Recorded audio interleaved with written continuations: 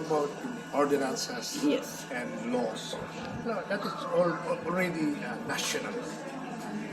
There is no need for us to make another ordinance or whatsoever. The national exists already. So anything which is made by the nation, automatically that is implementable diri sa ato sa ato mantika. Pag-ulang na mo na-discussan ang among national budget for 2026. And so we have discussed and at the same time identify ang atong mga panginahanglan, identify the source of money, not only sa atong NPA, ay dapat dili lang ta dependent sa NPA, kana National Tax Allotment. So kinahanglan ang atong munisipyo isa. Pangiling kamot isa para sa local source na.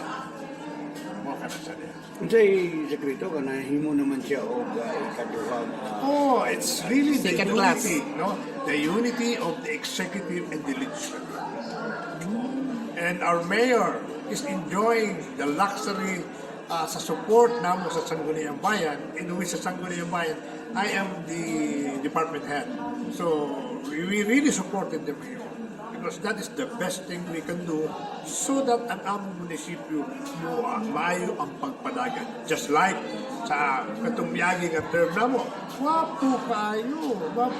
Kung nakita na mahimong ehemplo sa tanan nga maabot ng mga politiko na pwede man di ay kataliwala kay sa una dili may kaalyado.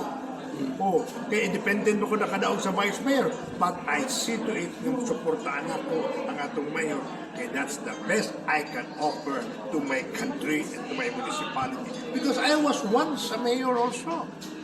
The best thing nga akong kinahanglan is the support of the Sangguniang Bayan, which ang Sangguniang Bayan maoy ang department head na ako. So kinahanglan nga akong suportan and I am doing that.